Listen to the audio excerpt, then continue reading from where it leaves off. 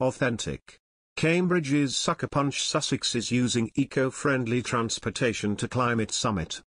Kate, Duchess of Cambridge and Prince William chose to travel to Glasgow for the COP26 summit in a regular rather than a royal train. The decision of the Duke and Duchess of Cambridge to travel like any other commuter could be an attempt to send out a message to the public ahead of the climate conference. Network Rail Scotland wrote on Monday, "A pleasure to welcome the Earl and Countess of Strathearn to Glasgow Central this afternoon." Drew Burns, Glasgow Central's station manager, met the royal couple as they arrived in the city by train for COP26. The royal train, which is reportedly the Queen's favourite means of travel, has been used by monarchs since Queen Victoria.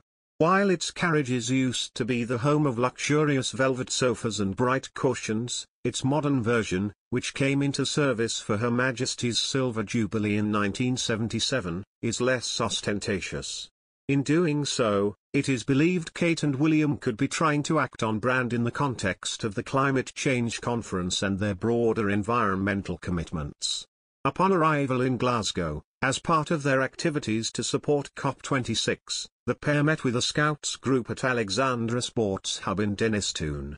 They learned about the Scouts' Promise to the Planet campaign and made planet-friendly vegetarian burgers with them. Later, Kate and William hosted a reception for key members of the Sustainable Markets Initiative and the winners and finalists of the first Earthshot Prize Awards. The Earthshot Prize has been labelled the most ambitious environmental prize in history, with £50 million to be awarded in the next decade. After the Queen was forced to cancel her attendance at COP26 due to health issues, the Duke and Duchess of Cambridge's responsibility in representing the royal family is even bigger than initially expected. Even though the monarch delivered a recorded video message to world leaders and that Prince Charles is at the summit too, Kate and William's role in raising awareness about the need for climate action is pivotal given their level of influence. The parents of three were recently described as being relatable to Britons thanks to their use of social media, which according to a royal commentator boosts their public profile. Speaking on podcast Royal Show, Rachel Birchfield said, "It gives us some sense of who they really are behind the scenes or behind the cameras at the official public appearances. It sort of feels unscripted even if it is, and it gives us a more relatable perspective to be able to hear from them in that way." Their trip on a Network Rail train to Glasgow may just be one more instance in which the Duke and Duchess are trying to connect with the public.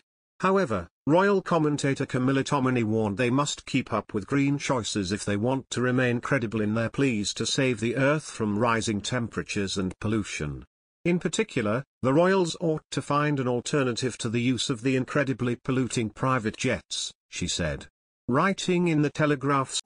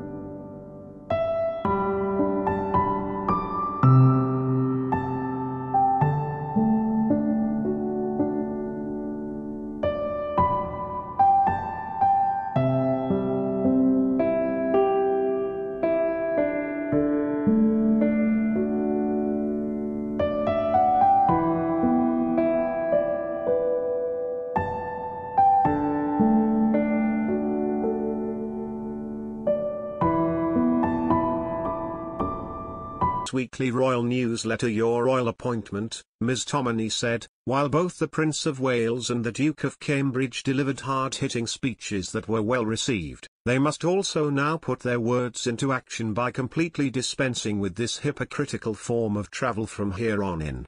To be fair, William and Kate should be commended for taking the train to Scotland on this occasion, while Charles apparently flew from Rome to Glasgow on an RAF flight running on sustainable aviation fuel. But if they are to remain credible voices on this totemic issue, they must continue to travel sustainably rather than going back to their previous jet-set lifestyle. In the past, the royal family explained the choice to travel via private jet by mentioning security and timing issues. Several attendees at COP26 have been criticized for flying into the climate change summit using private jets.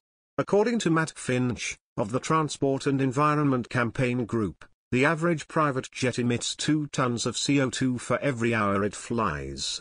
In comparison, an ordinary citizen consumes around 8 tons of CO2 a year.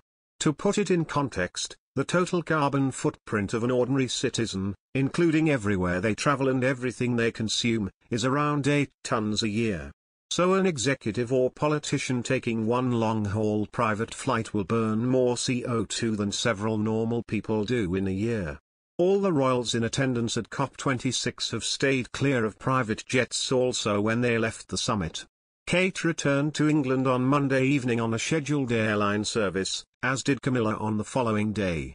The Duke of Cambridge returned home on Tuesday evening from Glasgow by train, the same mean of transport he had chosen to reach Scotland earlier this week.